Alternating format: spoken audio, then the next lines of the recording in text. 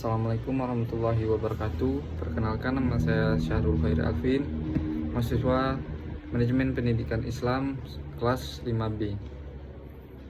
Di sini saya akan mempresentasikan materi tentang studi kasus akreditasi sekolah dan madrasah, mata kuliah sistem akreditasi sekolah dan madrasah untuk memenuhi tugas akhir semester tahun akademik 2025-2026.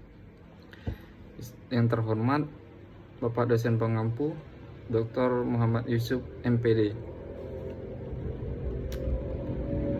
Baiklah, langsung saja saya ingin akan menjelaskan tentang apa itu pentingnya akreditasi sekolah. Akreditasi sekolah dan madrasah adalah instrumen penting dalam penjaminan mutu pendidikan di Indonesia. Ini juga menilai kualitas satuan pendidikan berdasarkan Standar Nasional Pendidikan atau SNP, mencakup standar isi, proses, lulusan pendidikan, sarana, pengelolaan, pembiayaan, dan penilaian.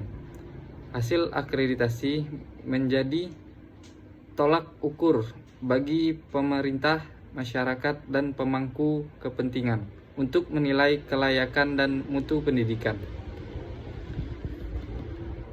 Selanjutnya, apa saja tantangan dan pelaksanaan akreditasi?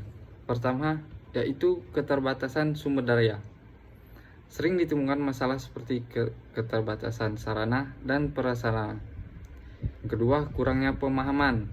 Tenaga pendidik itu kurang memahami instrumen akreditasi yang ada di sekolah. Yang ketiga, administrasi belum optimal. Administrasi sekolah yang belum tertata baik menjadi penghambat untuk pelaksanaan akreditasi. Yang terakhir, ketidakpastian.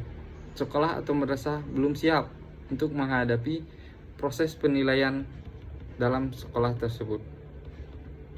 Lanjut tentang konsep dan tujuan akreditasi. Pertama, penilaian sistematis. Proses penilaian komprehensif terhadap kelayakan dan kinerja satuan pendidikan. Yang kedua, pengakuan formal, memberikan pengakuan formal terhadap tingkat kelayakan dan mutu.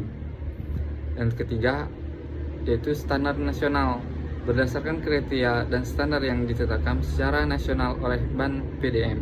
Yang terakhir, penjaminan mutu, yaitu memastikan sekolah atau madrasah menyelenggarakan pendidikan sesuai SNP.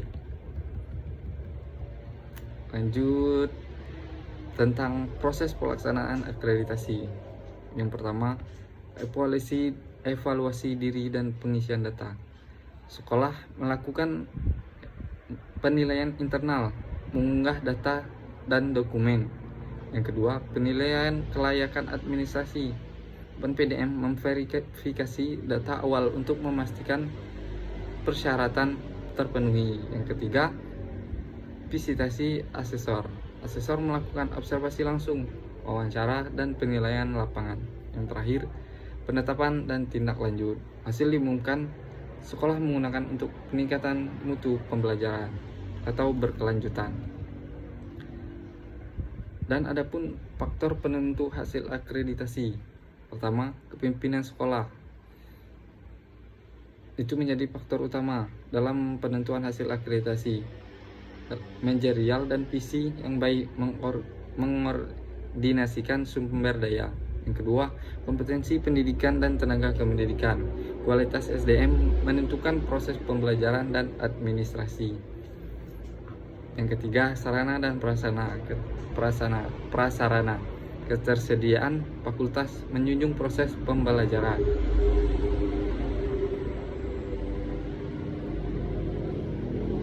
Manajemen dan administrasi, pengolahan yang tertib, sistematis, itu mendukung kelengkapan dokumen dalam administrasi.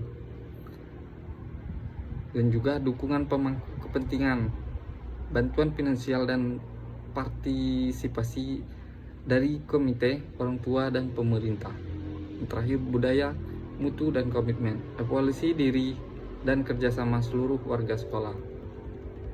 Yang terakhir, itu dampak akreditasi terhadap mutu pendidikan. Pertama, meningkatkan kualitas pengelolaan. Akreditasi mendorong perbaikan sistem manajemen dan tata kelola pendidikan. Meningkatkan mutu pembelajaran, mendorong guru menyusun perangkat dan melaksanakan pelajaran efektif. Dan juga penguatan budaya mutu, membangun kesadaran akan pentingnya peningkatan kualitas berkelanjutan. Dan juga meningkatnya kepercayaan masyarakat. Hasil akreditasi yang baik meningkatkan minat dan cinta positif sekolah.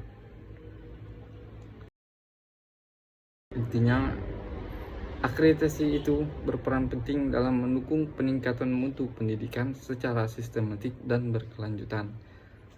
Baiklah, itu saja yang dapat saya sampaikan. Maaf jika ada kesalahan. Saya akhiri. Wassalamualaikum warahmatullahi wabarakatuh. Aura kasih pergi dengan si Ucup. Terima kasih Pak Yusuf.